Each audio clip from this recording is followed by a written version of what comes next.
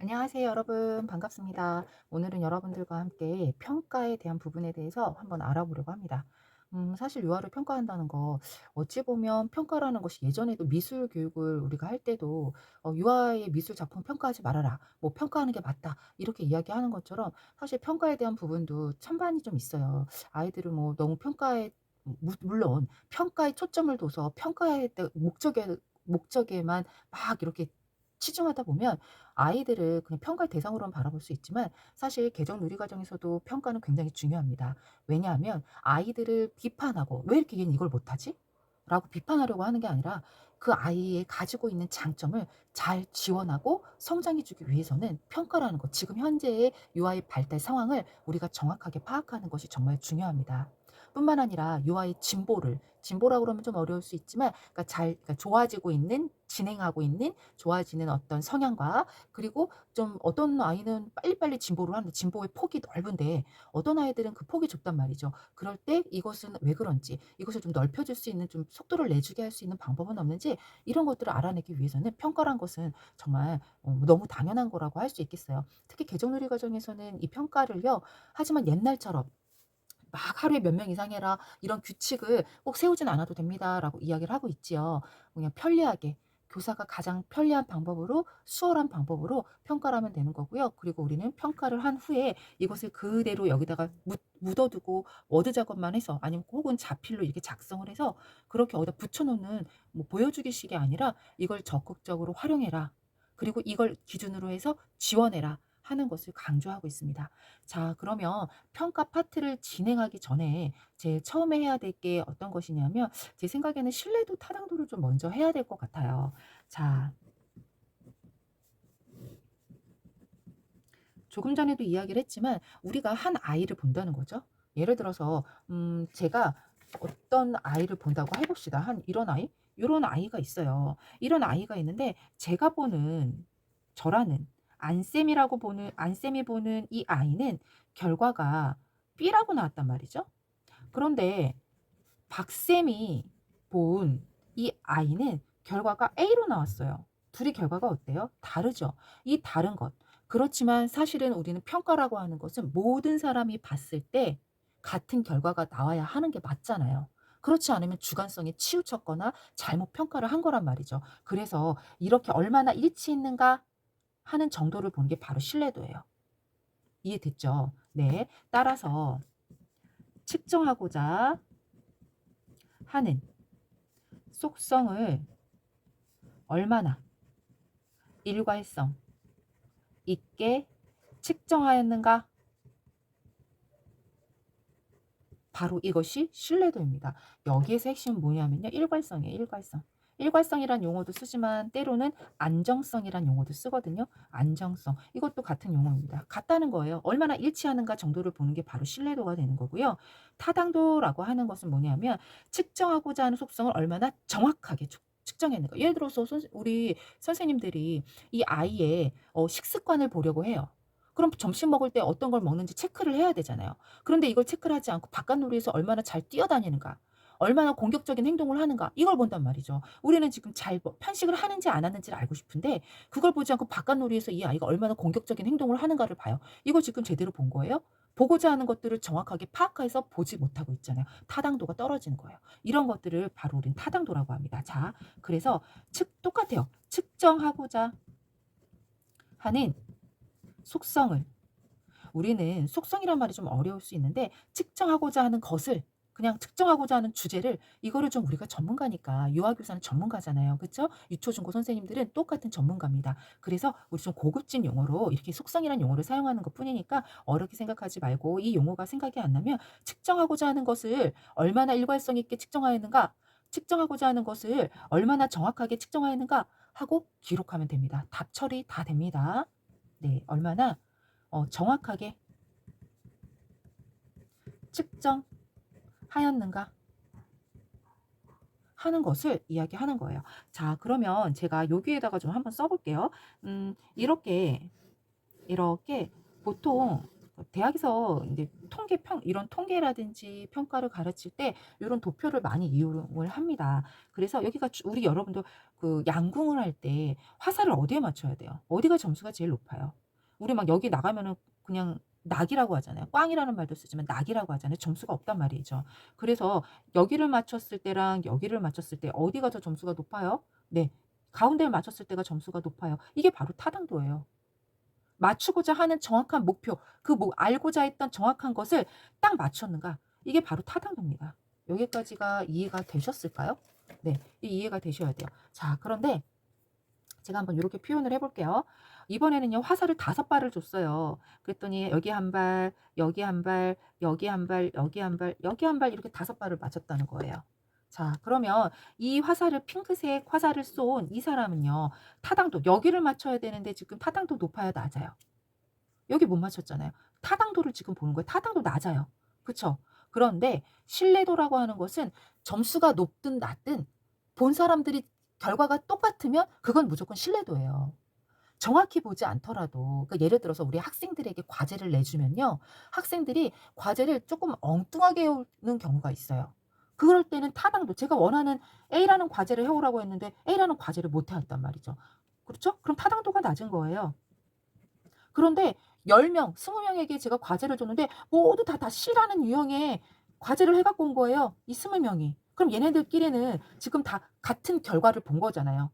그러니까 이건 신뢰도라고 하는 거예요. 따라서 타당도는 낮지만 이 피크색은 자기네끼리들은 모여 있어요. 일괄된단 말이죠. 일괄되게 모여 있어요. 이것을 우리는 신뢰도라고 하는 거예요. 자, 이해가 이제 되셨나요? 이 신뢰도에는요, 두 가지가 다시 나누어집니다. 관찰자 내 신뢰도, 관찰자 간 신뢰도가 있어요. 관찰자 내 신뢰도는 나 혼자 한 거예요. 나 혼자. 나 혼자 몇 번, 나 혼자 몇 번, 2번 이상 했는데 그 결과가 어떻게 해야 된다? 똑같아야 된다. 같아야 한다. 나 혼자 2번 이상 관찰을 했는데 뭘 관찰을 해야 돼요? 그쵸. 관찰하고자 하는 관찰 유아를 관찰하거나 유아의 행동을 관찰하거나 내가 보고자 하는 것들 있잖아요. 이런 것들 여기다가 나열하면 돼요.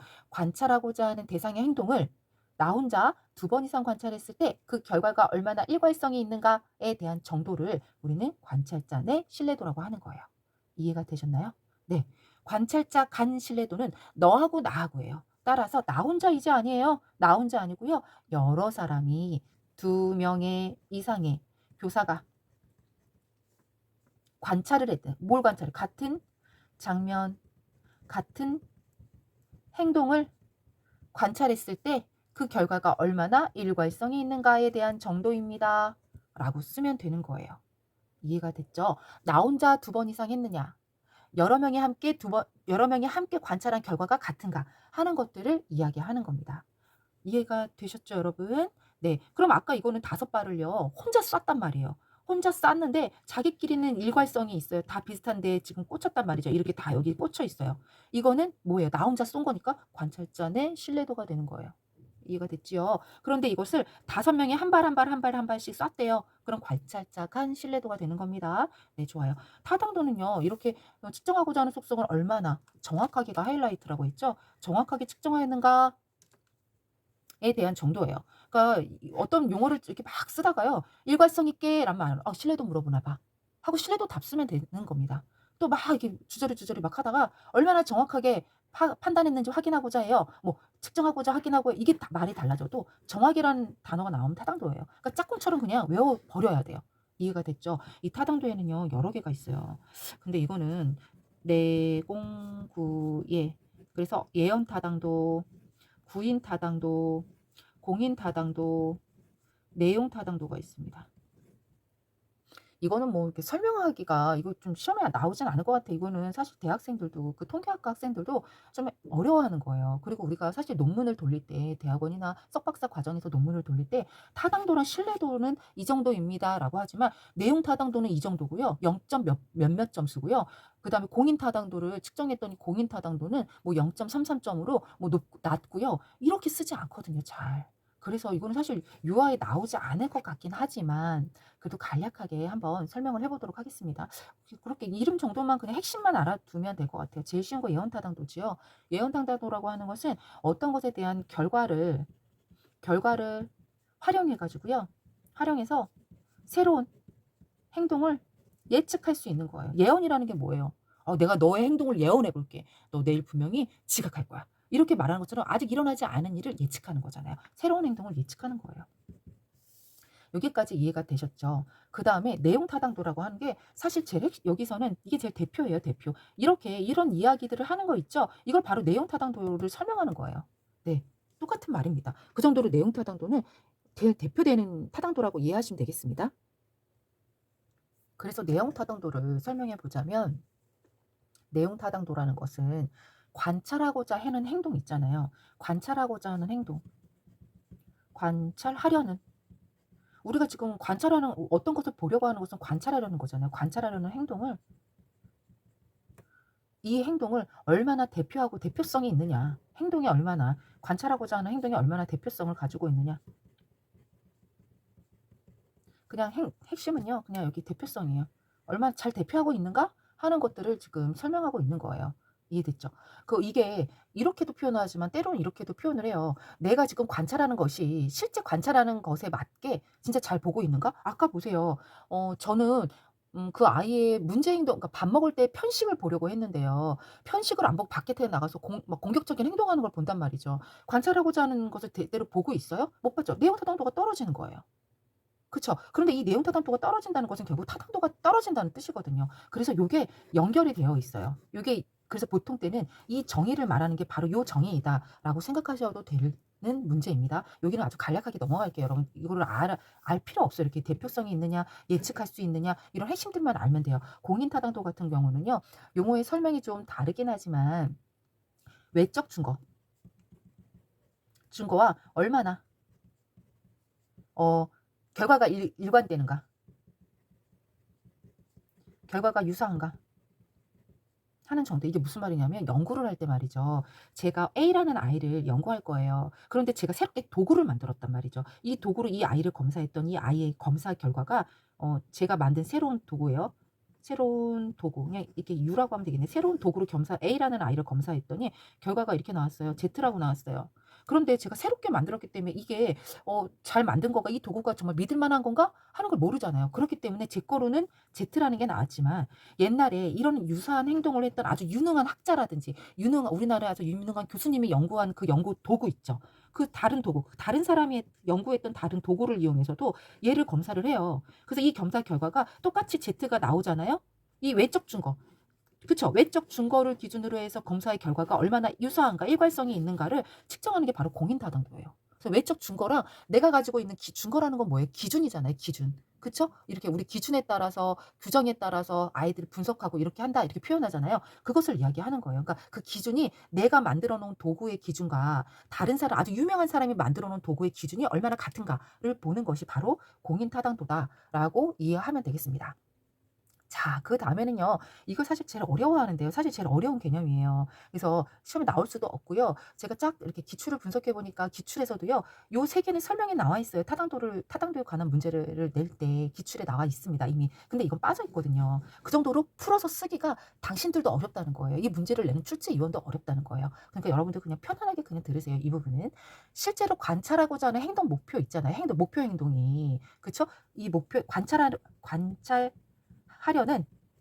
그냥 행동이 내가 보려는 행동 있잖아요. 이 행동이 갖고 있는 어떤 이론적 어떤 개념이라든지 특성을 얼마나 잘 가지고 있느냐 뿐만 아니라 여기에 내가 보려고 하는 구성 요소가 얼마나 잘 포함되어 있는가 하는 내용이에요. 그러니까 이거는 어쨌든 이렇게 설명만 듣고 넘어가셔도 될 것 같습니다. 이거를 깊이 팔 필요가 없어요.